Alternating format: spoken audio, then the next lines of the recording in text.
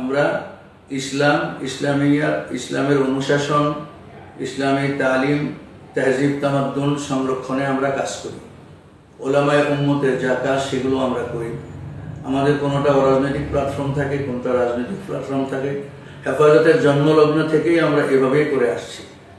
হেফাজতের যে জন্মলগ্ন তখন থেকেই আমরা হেফাজতের কাজ করি অরাজনৈতিকভাবে, আর আমরা নিজস্ব দলীয় কাজ করি রাজনৈতিক ব্যানারে। এতে আমাদের কোনো সমস্যা হয় না। আমি মনে করি না যে জাতির কাছে এটার কোনো প্রশ্নবিদ্ধ বিষয়।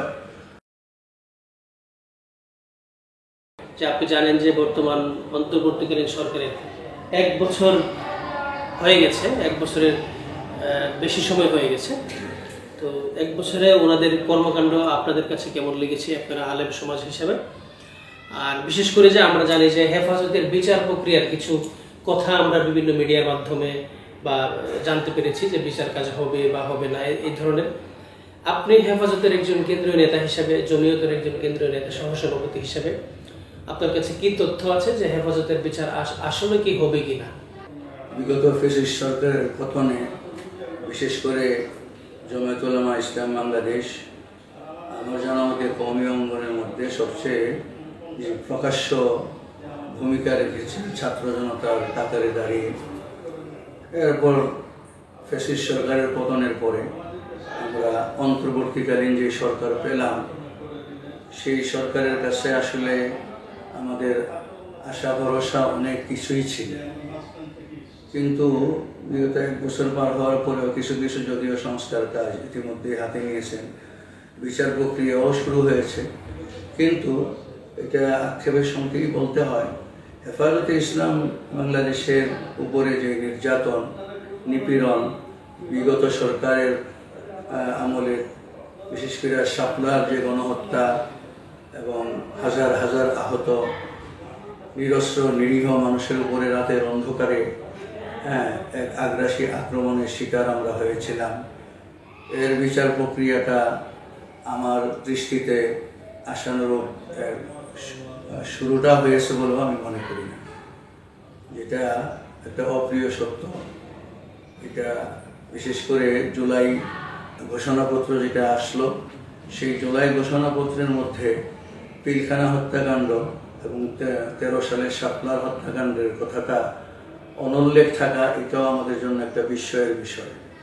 আমরা এটা আশা করেছিলাম যে অবশ্যই পিলখানা হত্যাকাণ্ড এবং শাপলা হত্যাকাণ্ড এই জুলাই ঘোষণার মধ্যে উল্লেখযোগ্য ভূমিকায় থাকবে, সেটা হইল না। এরপরে আমরা এখন যেটা আপনি জিজ্ঞাসা করলেন যে একটা সুষ্ঠু নির্বাচনের পরিবেশ, আমরা এই সরকারের কাছে আশা রাখি। আমরা এখনও নিরাশ হয়ে যাই নাই।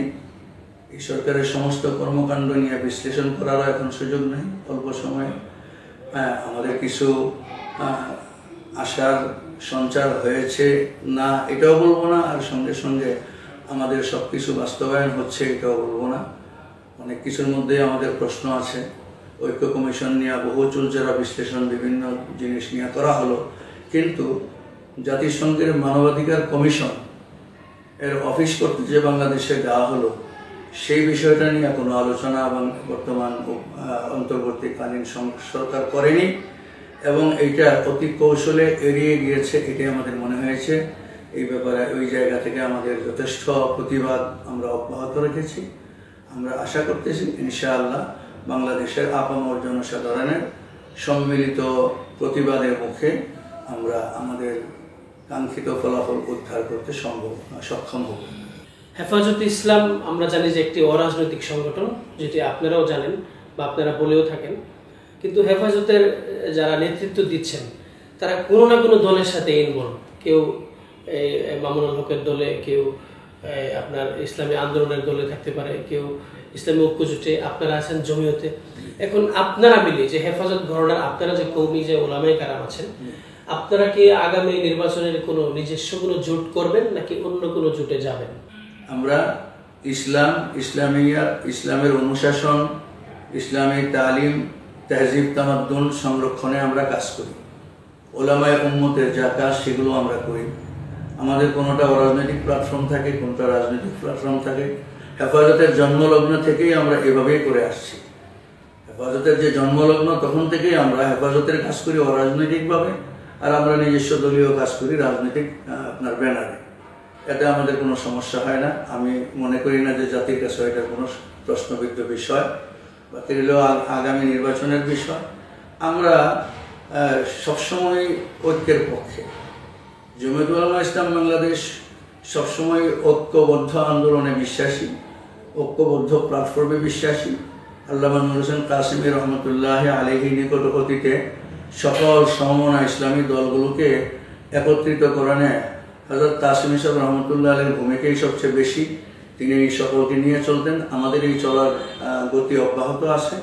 আমরা আশা করি যে কোনো না কোনোভাবে আমরা ঐক্যের একটি জায়গায় যায় সমবেত হতে পারবো। সেই ঐক্য প্রক্রিয়া এখনো পর্যন্ত চলমান আছে এবং আমাদের নিজস্ব রাজনৈতিক দৃষ্টিভঙ্গিও আছে। ঐক্য আমরা চাই, এর অর্থ এটা না যে সকলের সঙ্গে ঐক্য চাই। আমরা দেশ, জাতি, আন্তর্জাতিক রিলেশন, আন্তর্জাতিক হুমকি, জাতীয় হুমকি, এই সব কিছুকে সামনে রেখে জমিয়ত উলামা ইসলাম বিবেচনা করে এবং বিশ্লেষণ করে পদক্ষেপ গ্রহণ করে। সর্বশেষ আপনার কাছে জানতে চাচ্ছি যে আপনি বলছেন যে আপনারা নিজস্ব প্ল্যাটফর্মে রাজনৈতিক কর্মকাণ্ড করেন এবং অরাজনৈতিক কর্মকাণ্ড হেফাজতের ব্যানারে করেন। এখন প্রশ্ন হচ্ছে যে আগামী নির্বাচনে জমিয়ত উলামা ইসলাম আপনারা কি একক নির্বাচন করবেন নাকি কোনো জোটে যাবে? এটার সময় এখনো আসেনি। এটা শুধু আমাকে জমিয়ত উলামা ইসলামকে জিজ্ঞেস করবেন কেন? বাংলাদেশের যে কোনো রাজনৈতিক দলকে জিজ্ঞেস করলে তারা এই জবাব দিতে পারবে না।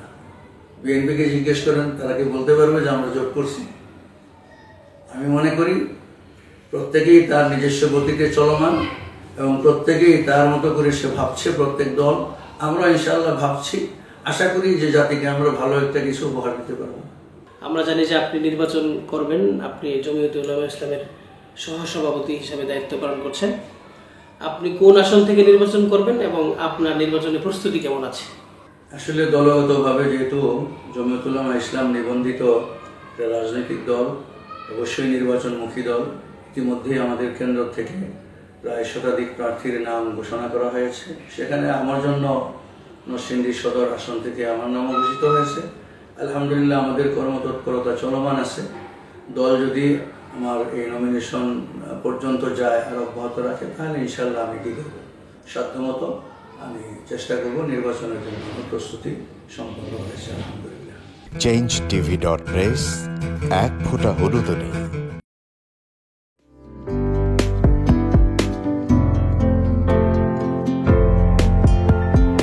পহেলা জানুয়ারি 2025 ইউটিউব জার্নালিজমের অগ্রদূত changetv.press 6 বছর পেরিয়ে পা রাখল গর্বিত চেঞ্জ টিভির 6 বছর পূর্তি উপলক্ষে আমি আন্তরিক ধন্যবাদ জানাচ্ছি।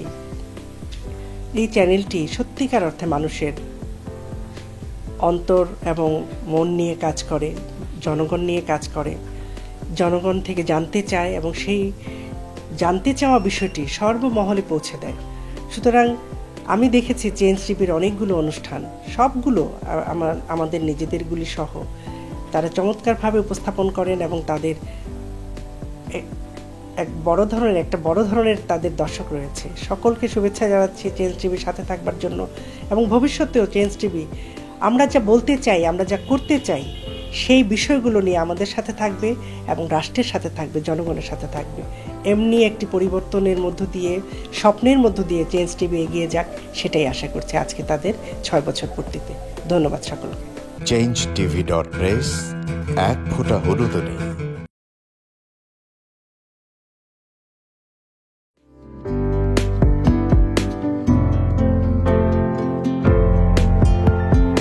পহেলা জানুয়ারি 2025 ইউটিউব জার্নালিজমের অগ্রদূত changetv.press 6 বছর পেরিয়ে পা রাখল গর্বিত চেঞ্জ টিভি গণতন্ত্র, ভোটাধিকার, আইনের শাসন এবং মুক্ত সাংবাদিকতা প্রতিষ্ঠায় দীর্ঘদিন যাবৎ কাজ করে যাচ্ছে। বাংলাদেশের মানুষের জনমত গঠনে এবং একটি সুন্দর বাংলাদেশ বিনির্মাণের লক্ষ্যে তথ্য এবং বস্তুনিষ্ঠ সংবাদ পরিবেশন করে গোটা জাতিকে তাক লাগিয়ে দিয়েছে। এক ফোঁটা হলুদও নেই, এই স্লোগান নিয়ে কোনো প্রতিষ্ঠান, কোনো সংবাদপত্র এবং কোনো মিডিয়া কাজ করছে বলে আমার জানা নেই। এবং বস্তুনিষ্ঠ সংবাদই যাদের প্রেরণা, যাদের একদল বস্তুনিষ্ঠ সংবাদকর্মী নিরলসভাবে একটা সুন্দর বাংলাদেশ গড়ার জন্য ক্ষুধা দারিদ্র্যমুক্ত শোষণমুক্ত ইনসাফ ভিত্তিক একটা কল্যাণ রাষ্ট্র প্রতিষ্ঠার জন্য নিরলসভাবে কাজ করে যাচ্ছে, তার নাম হচ্ছে চেঞ্জ টিভি। বাংলাদেশ লেবার পার্টির পক্ষ থেকে আমি চেঞ্জ টিভির দর্শক, শ্রোতা এবং কলাকুশলী, বিজ্ঞাপনদাতা সবাইকে জানাই আন্তরিক শুভেচ্ছা, অভিনন্দন। 6টি বছর খুব বেশি নয়, 6টি মাস বা বছর একটা শিশু বয়স থাকে।